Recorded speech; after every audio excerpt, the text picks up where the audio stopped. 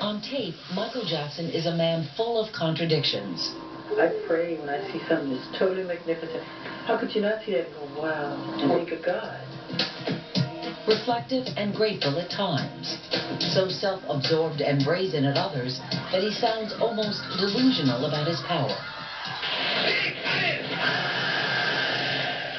You believe he was like a Hitler? Absolutely. But you really think you could have gotten through to Hitler? Yes. That probably we couldn't do somehow. Yeah, I think I could. I really do. I think nobody really talked to him. They say brown nosers, but that's what they were. That's what he wanted, that's what they did. So on the one side, he seems to be very self-loathing, hates what he sees in the mirror, insecure. On the other hand, he paints himself to be somebody who could heal sick children, who could have turned Hitler around. Unbelievable statements. He was either showing me an incredibly wholesome side that made you fall in love with the kind of person he was, or a strange, bizarre dimension, Messiah complex, insatiable for attention. When it comes to women, the King of Pop sounds especially conflicted. He describes his mom, Catherine, as nothing short of Satan. I don't know anybody like her. She's like a Mother Teresa. There's very few people like that. He adored his mother and cherished her. And yet, when he talks about other women, you got the sense that he didn't trust women. Michael exhibited tendencies of misogyny, that women are materialistic, that women want things from you. Women can do some things that make guys very unhappy. I've seen it with my brothers. I see my brothers crying in tears and pulling the grass out of the lawn out of frustration because of their wives. Jackson describes women as manipulative, disappointing. Here he talks about how badly Lisa Marie Presley let him down when she didn't want children. She promised me that before we married, that that would be the first one we would talk to me about children. I was brokenhearted. And I walked around all the time holding these little baby dolls. And I'd be crying. That's how badly I wanted it, you know. For a 42-year-old man, the immaturity that comes across on Michael Jackson's tapes is startling. Sometimes he sounds just like a teenager. I've never asked a girl out of my life. They have to ask me.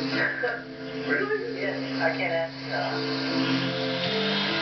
Had he been able to muster up the courage, Jackson told Rabbi Shmuley there was a certain princess who would have been at the top of his list. I left her with Lady Diana and make her kids wait in line. Or you can touch her finger. Everybody, I thought her so beautiful. She was good. You felt an immediate connection with her? Yeah. I loved her very much. And she was my type. She was my type. There was no date with Lady Di.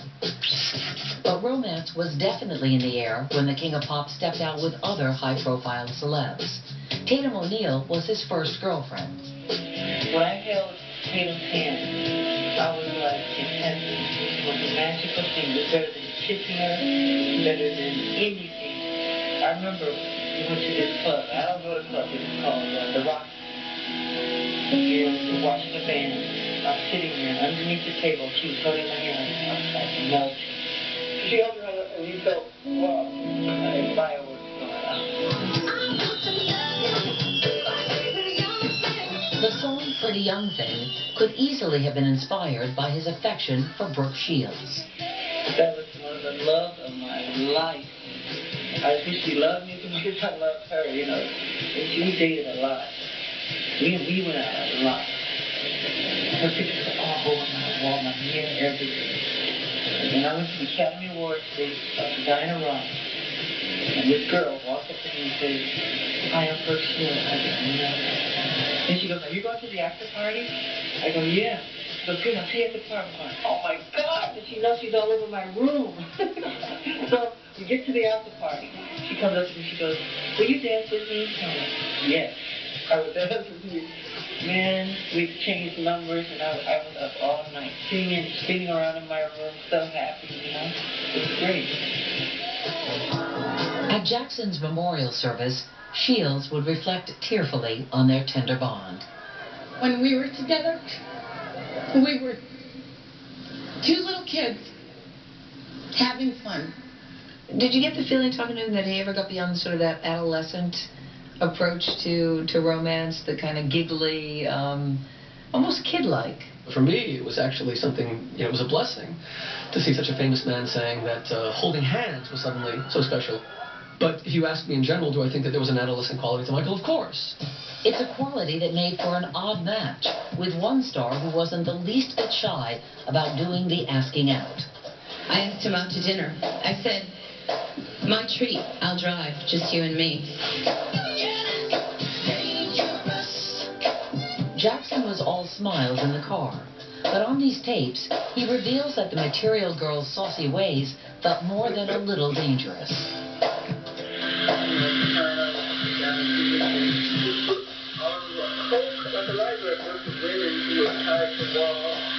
I love thank you for well, I see that. I think she likes shop value. We're down to lay the law down. Where we went out. I am not going to do that. Okay, that's out. But I didn't ask you to go to. Okay, we're going to the restaurant. Afterwards, we're going to a strip party. I am not going to a strip party. We're going to cross that. Guys, I am not going there. Just afterwards, she goes, some little things about me and the friends, and I said that she didn't ask me. Michael's tough on Madonna in the book, and he seems to be saying that the reason is that Madonna tried to drag him into a world of prurience, and maybe there was somewhat of a rivalry between them.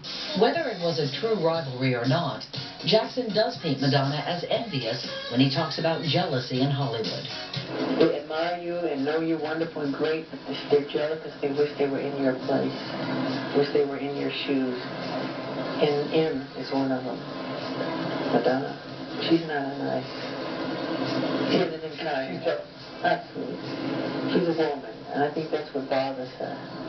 And women don't scream for other women, and men are too cool to scream for women. And I get that. I get the fainting and the adulation and the notoriety that she does. She can't get that. But like Brooke Shields, Madonna had only fond memories of her time with Jackson when she hailed him in a moving speech at the MTV Video Music Awards. And we sat on the couch like two kids. And somewhere in the middle of the film, his hand snuck over and held mine. It felt like he was looking for a friend more than a romance. And I was happy to oblige him. And Shmuley suspects that now Jackson would be far less harsh on his friend Madge than he was in the tapes recorded 9 years ago. At the time, Madonna had a certain image.